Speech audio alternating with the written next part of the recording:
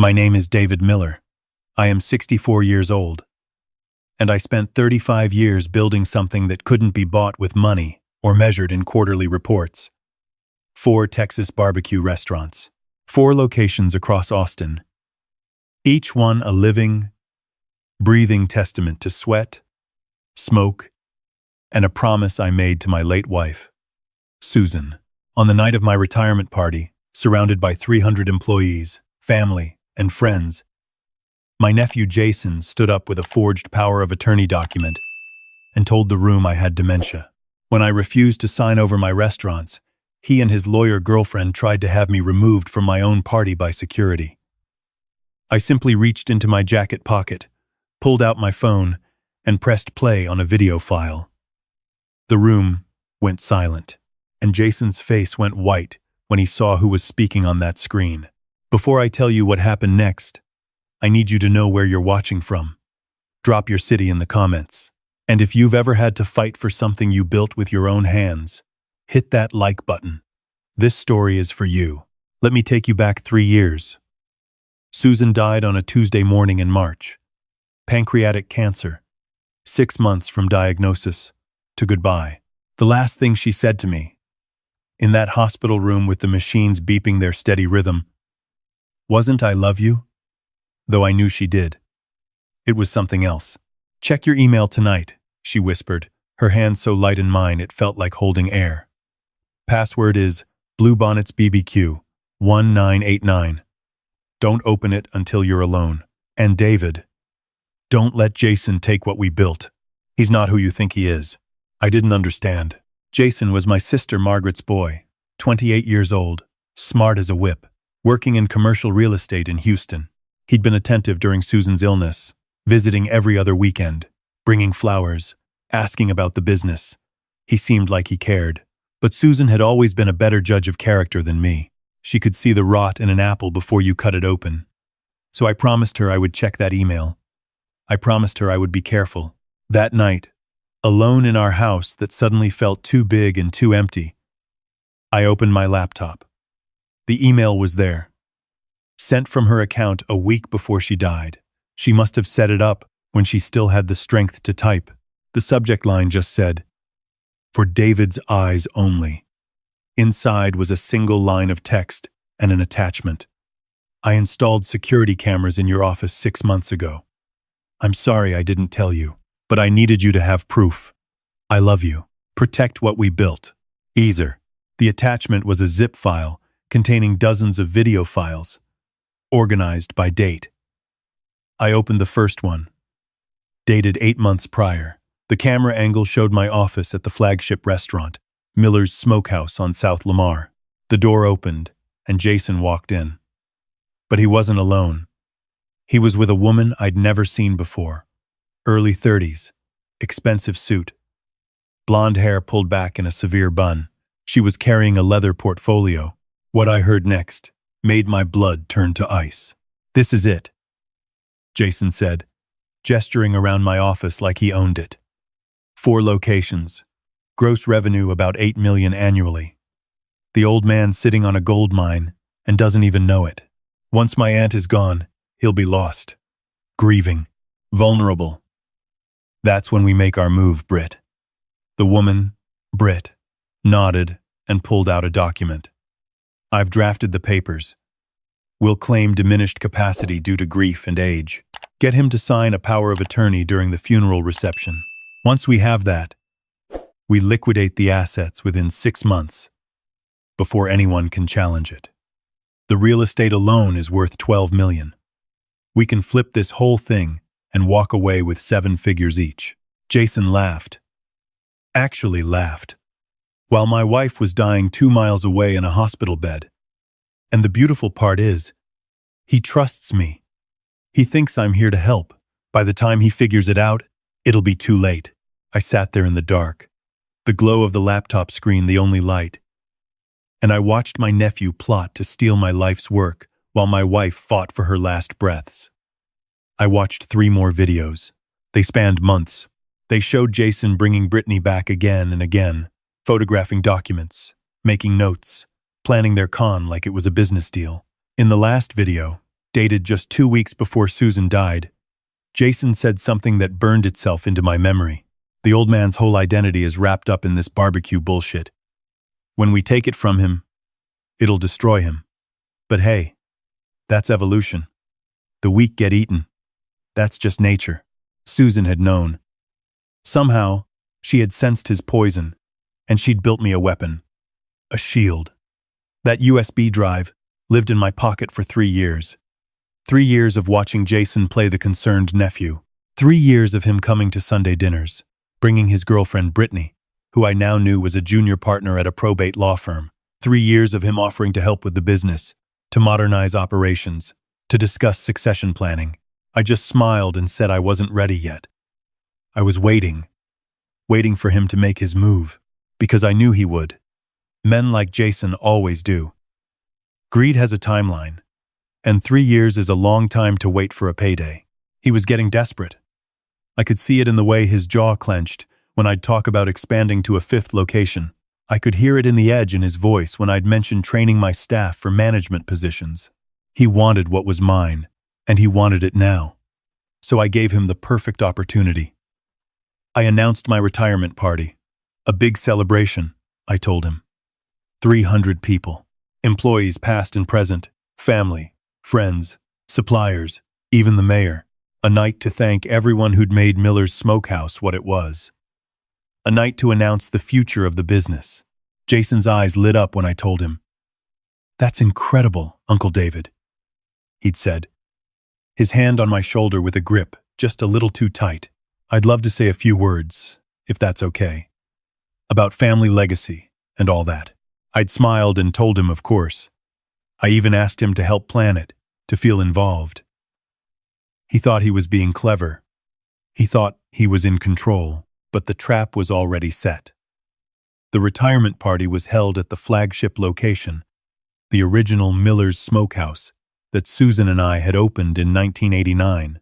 We'd cleared out the main dining room, set up a stage, hung string lights and photos from 3 decades of business. The smell of brisket and oak smoke filled the air. The walls were covered in memories. Employee of the Month plaques, photos of Little League teams we'd sponsored, newspaper clippings from when we won Best BBQ in Austin 7 years running. It was a museum of a life well lived, and every person in that room had been part of it. I stood on that little stage, looking out at 300 faces, and I felt something I hadn't felt since Susan died. Peace. Whatever happened next, I had done my best.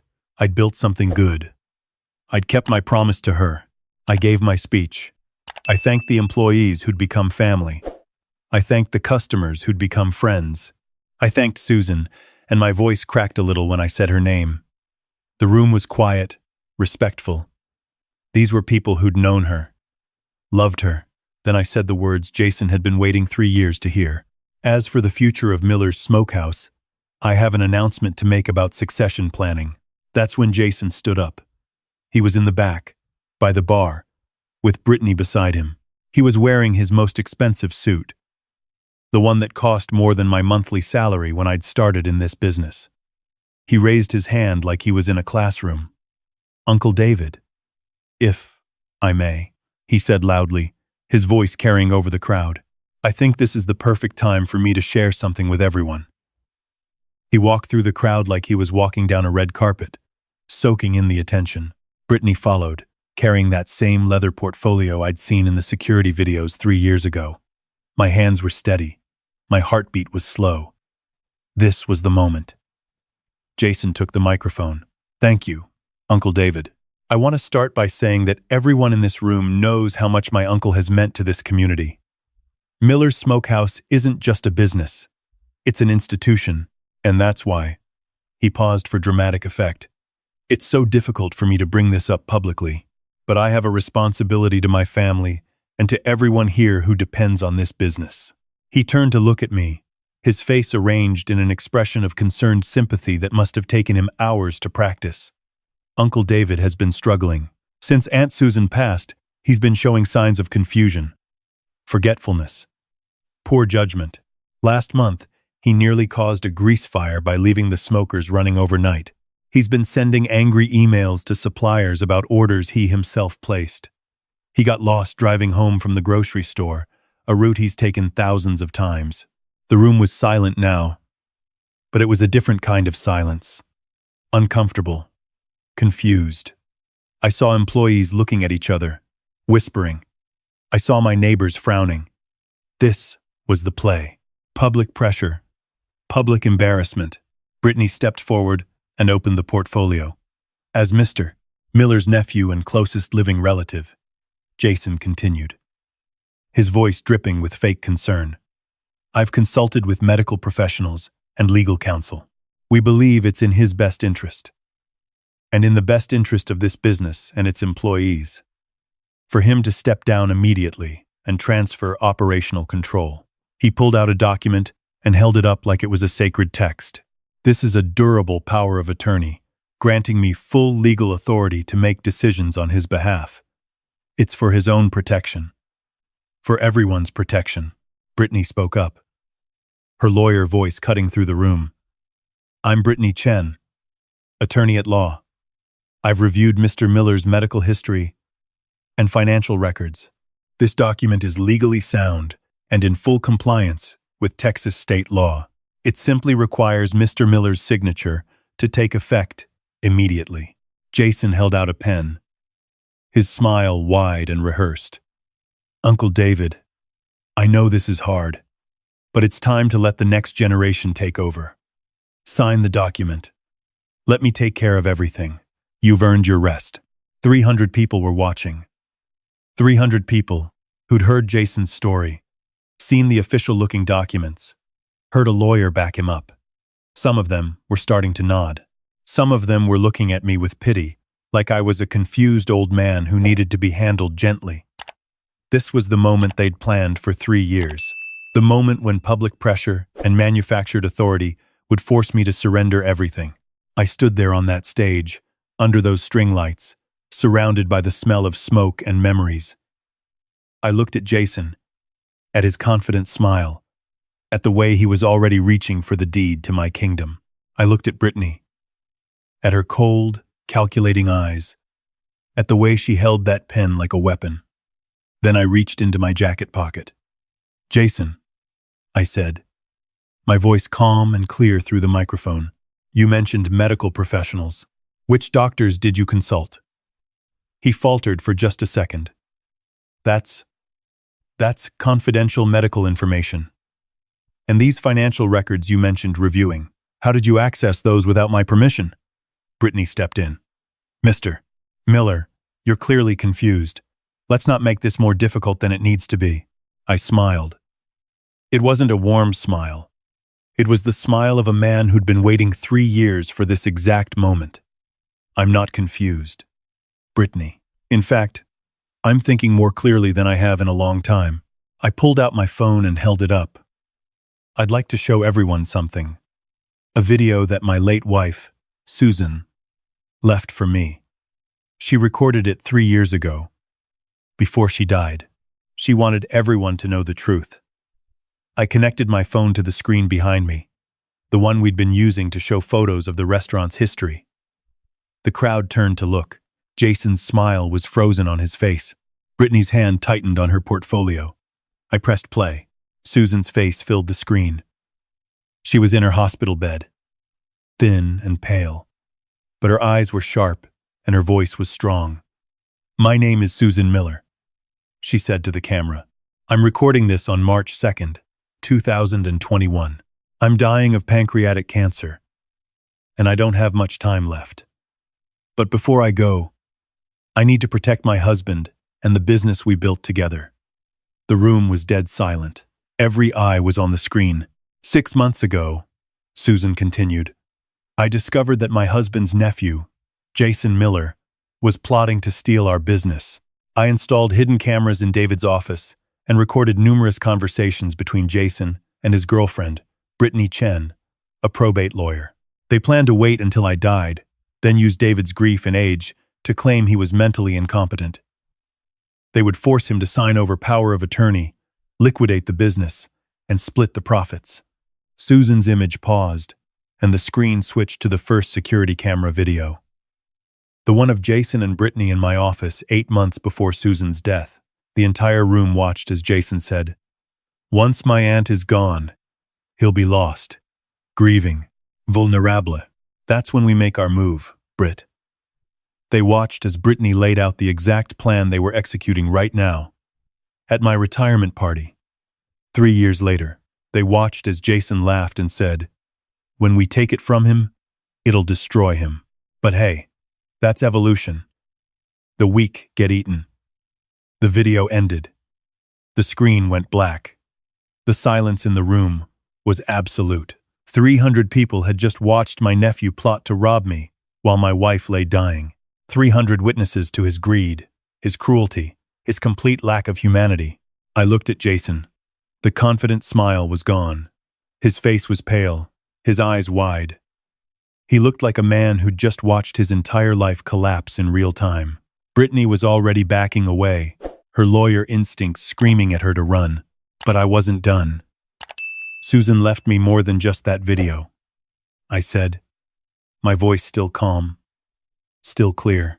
"She compiled 3 years of financial records showing that Jason has been embezzling from his own real estate firm. She contacted the State Bar of Texas with evidence that Brittany has been falsifying documents for probate cases. And most importantly," I paused and looked directly at Jason, "she called an old friend of ours, someone who owed us a favor, someone who's been watching this situation very carefully for 3 years, waiting for you to make your move." As if on cue, the front door of the restaurant opened. A woman walked in. Early 60s, silver hair, wearing a judge's robes. Judge Patricia Morrison.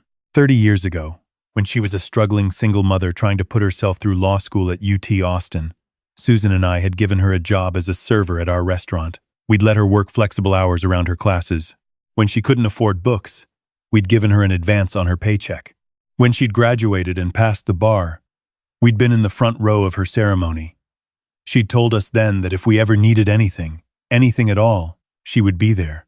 Judge Morrison walked through the silent crowd and stepped onto the stage beside me. She looked at Jason and Brittany with the cold, measured gaze of someone who'd seen every con, every scheme, every desperate lie in her 25 years on the bench. "Mr. Jason Miller," she said, her voice carrying the full weight of legal authority. "Miss Brittany Chen, I am Judge Patricia Morrison of the Travis County District Court. 3 years ago, I was contacted by Susan Miller with evidence of conspiracy to commit fraud, elder abuse, and embezzlement. I have been monitoring this case personally and have coordinated with the State Bar, the District Attorney's Office, and the FBI's Financial Crimes Division. As of 6 p.m. this evening, both of you have active warrants for your arrest." She nodded to the back of the room, where 2 police officers I hadn't noticed had quietly entered during my video. "You have the right to remain silent," she began, and the rest of her words were drowned out by the sound of Jason screaming, "No, no, wait, I can explain." But there was no explanation, no excuse, no clever lawyer trick that would save him now. The officers handcuffed him and Brittany right there, in front of 300 people, in front of the business he'd tried to steal, under the string lights and the smell of barbecue smoke. As they walked him out, Jason looked back at me one last time. His face was a mask of rage and disbelief. He couldn't understand how the weak old man had beaten him. He'd never understood that strength isn't about who can shout the loudest or who can be the most ruthless. It's about who can be patient, who can be prepared, who can build something so solid that all the schemes in the world can't tear it down. The door closed behind them. For a moment, nobody moved. Nobody spoke. Then, slowly, the room erupted. Not in applause. Exactly. More like an exhale of held breath, a release of tension. People started talking, hugging, some crying. My employees surrounded me, asking if I was okay, telling me they'd never believed Jason's lies for a second. I just nodded and smiled and shook hands until my arm was sore. Later that night, after everyone had gone home, I sat alone in my office. The same office where Susan had hidden those cameras. The same office where Jason had plotted against me. Judge Morrison had stayed behind, helping herself to a plate of brisket at the bar. She'd taken off her robes and was just Patricia again. My friend, the scared law student who'd once worried about paying rent. You know, she said, setting down her fork. Susan called me 3 years ago, the day before she died. She made me promise I'd watch over you. She said you were too trusting, too kind, and that someone would try to take advantage of that. She was right. I nodded, feeling the weight of 3 years of watching and waiting finally lift off my shoulders. She was always right. The DA is building a case, Patricia continued. With the videos, the financial records, and Brittany's involvement, they're looking at serious prison time. Jason's real estate firm is under federal investigation. Brittany will be disbarred. Their lives, as they knew them, are over. She paused, then looked at me with gentle concern. Are you okay, David? I know he was your nephew. I know that's not easy. I thought about it. Was I okay? I'd just destroyed my sister's son, sent him to prison, ended his career and his freedom. But when I thought about what he'd tried to do, what he'd said about Susan and me in those videos, I didn't feel guilt. I felt tired. He made his choice, I said finally. He chose greed over family. He chose cruelty over kindness. I just made sure there were consequences. Patricia stood up to leave, then paused at the door. Susan was an incredible woman. What she did for you, setting all this up while she was dying, that's the kind of love most people spend their whole lives looking for and never find. You were lucky, David. I know, I said. I know. After she left, I sat there in the quiet of my restaurant. I could hear the old building settling, the hum of the refrigerators, the distant sound of traffic on South Lamar. Still mine, still serving the best damn barbecue in Austin, Texas. The next morning, my phone rang. It was my sister, Margaret, Jason's mother. I'd been dreading this call. David, she said, her voice small and broken. I saw the news. Jason called me from jail. He told me everything.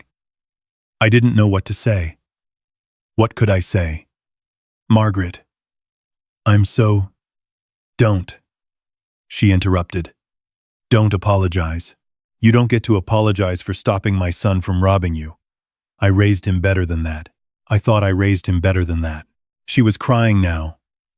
Soft sobs that made my chest ache. I don't know when he became that person. But I know this isn't your fault. You did what you had to do. Susan. Her voice broke. Susan saw something I didn't want to see. I'm so sorry, David. We talked for an hour. She told me about warning signs she'd ignored, about Jason's gambling debts, about how he'd borrowed money from her and never paid it back. She told me she loved me and that she understood. It didn't make it hurt less, but it helped. Family is complicated. Loyalty is precious. And sometimes, the most loving thing you can do is refuse to enable destruction. 3 months later, the legal dust had settled. Jason pleaded guilty to conspiracy to commit fraud and elder financial abuse. He got 8 years. Brittany lost her law license and got 5 years. The real estate firm collapsed under federal investigation. Their entire scheme, their entire plan, was gone. And Miller's Smokehouse was still here, still smoking brisket at 225 degrees for 14 hours, still serving the people of Austin. But I'd made a decision. I was 64 years old. I was tired. I'd won the war, but I didn't want to fight anymore. So, I called a meeting of my senior staff, 23 people who'd been with me for years, some for decades, people who knew the recipes, the customers, the rhythm of the place. I'm retiring for real this time, I told them, and I'm turning Miller's Smokehouse into a worker cooperative. Equal shares for everyone in this room. You've built this place as much as I have. It's time it belonged to all of us. The room exploded with questions, tears, hugs. We spent months with lawyers, drawing up the paperwork, making it official. On the 1-year anniversary of that retirement party, we signed the final documents. 23 people became co-owners of 4 barbecue restaurants worth $12 million. The local paper called it a revolutionary model for small business succession. The mayor gave us an award. But the best part was simpler than that. It was a Tuesday evening, 6 months after the transition. I was sitting at my usual booth in the flagship location, not as an owner anymore, but as a customer, eating a plate of brisket that someone else had smoked. Early 20s, nervous smile, wearing a Miller's Smokehouse staff shirt. "Mr. Miller," she said, "I'm sorry to bother you. I'm Emma, Margaret's granddaughter, Jason's cousin." I froze. I hadn't heard that name, hadn't thought about that family connection in months. "I just wanted to say thank you," she continued quickly. "Jason, what he did, it didn't just hurt you. It hurt our whole family. My mom, my grandmother, all of us. We were so ashamed." She took a breath. "But what you did after, turning the business into a co-op, giving everyone ownership. My mom is one of the new co-owners. She's worked here for 15 years as a manager. You didn't have to include her. You could have held it against her because of Jason. But you didn't. You gave her a chance to own something, to build something.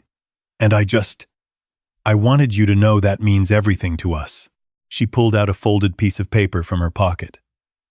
"My grandmother asked me to give you this." It was a letter from Margaret.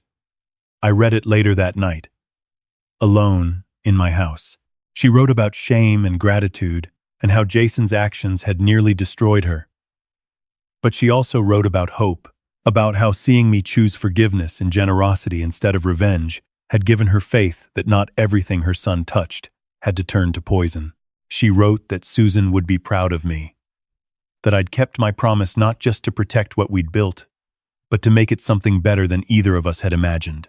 I folded that letter and put it in my wallet, right next to a photo of Susan from our wedding day.